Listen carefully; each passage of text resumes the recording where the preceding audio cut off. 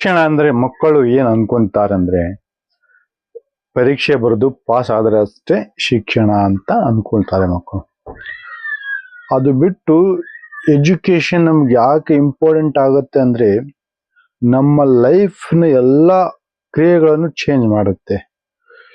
ಒಬ್ಬ ಇಂಜಿನಿಯರ್ ಡಾಕ್ಟರ್ಗಳಾಗಬಹುದು ಅನ್ನೋ ಉದ್ದೇಶದಲ್ಲಿ ನಾವು ಎಜುಕೇಶನ್ ಅನ್ನು ಪಡ್ಕೊಳ್ಬೇಕು.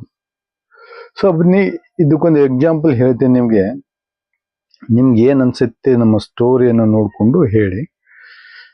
ಏನಂದ್ರೆ ರವಿ ಮತ್ತು ಕಿರಣ್ ಇವರಿಬ್ರು ಮಕ್ಕಳು ಬಾಲ್ಯದಿಂದ ಸ್ನೇಹಿತರು.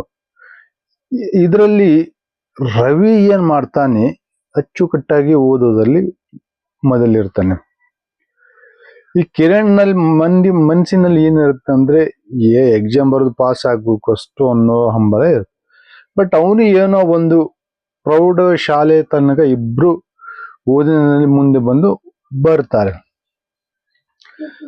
ರವಿ ಬಹಳ ಜಾಣ ಇರೋದ್ರಿಂದ ಅವನು ಮುಂದೆ ಬರ್ತಿರ್ತಾನೆ. ಕಿರಣ್ ಏನ್ ಮಾಡ್ತಾನೆ, ಓದೋ ಕಡೆ ಅರ್ಲಕ್ಷತನದಿಂದ ಓದ್ತಿರ್ತಾನೆ.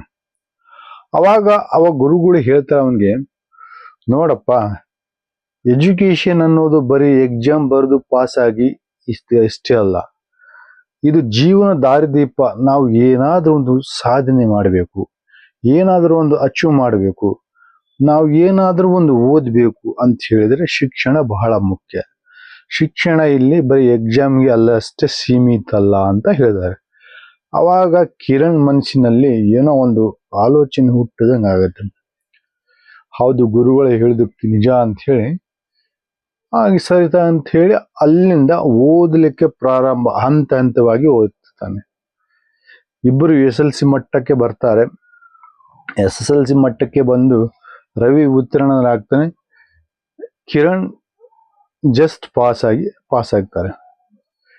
ಮತ್ತೇನ್ ಮಾಡುತ್ತೆ, PUCಯಲ್ಲಿ ಡಿಗ್ರಿಯಲ್ಲಿ ರವಿಗಿಂತ ಮುಂದೆ ಕಿರಣ್ ಹೋಗ್ತಾನೆ.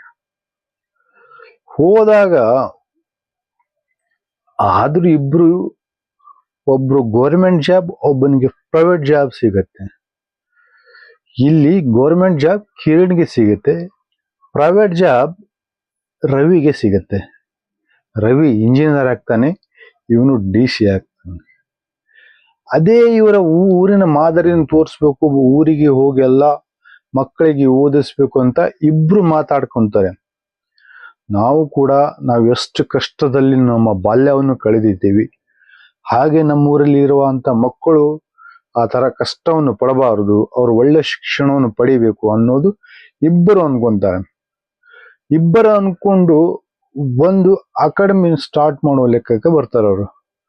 ಅಲ್ಲಿ ಆ ಊರಲ್ಲಿ ಇರುವಂತ ಮಕ್ಕಳನ್ನು ತಮ್ಮ ಅಕಾಡೆಮಿಯಲ್ಲಿ ಓದಿಸ್ಲಿಕ್ಕೆ ಎಲ್ಲ ಉಚಿತವಾಗಿ ಊಟ, ವಸತಿ, ಎಜುಕೇಶನ್ ಕೊಡ್ಲಿಕ್ಕೆ ಪ್ರಾರಂಭ ಮಾಡ್ತಾರೆ.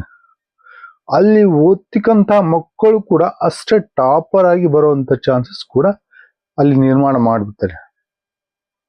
ಆ ಹಳ್ಳಿ ನೋಡುಗರಿಗೆ ಅಚ್ಚುಮೆಚ್ಚಿನ ಹಳ್ಳಿ. ಎಲ್ಲರಿಗೂ ಮನಸ್ಸು ಏನಾಗತ್ತೆ, ಆ ಹಳ್ಳಿಯಲ್ಲಿ ಒಂದು ಮನೇಲಿ ಒಬ್ಬ ಜಾಬ್ ಇಲ್ಲದೆ ಇರಲ್ಲ, ಆ ಹಂತಕ್ಕೆ ಬೆಳೀತಾರೆ. ಅದೇ ಶಿಕ್ಷಣ ಯಾಕೆ ಬೇಕು ಅಂತ ಹೇಳಿದ್ರೆ, ನಾವು ಜನರೇಷನ್ ಅಲ್ಲಿ ಏನಾದ್ರೂ ಸಾಧನೆ ಮಾಡಬೇಕು.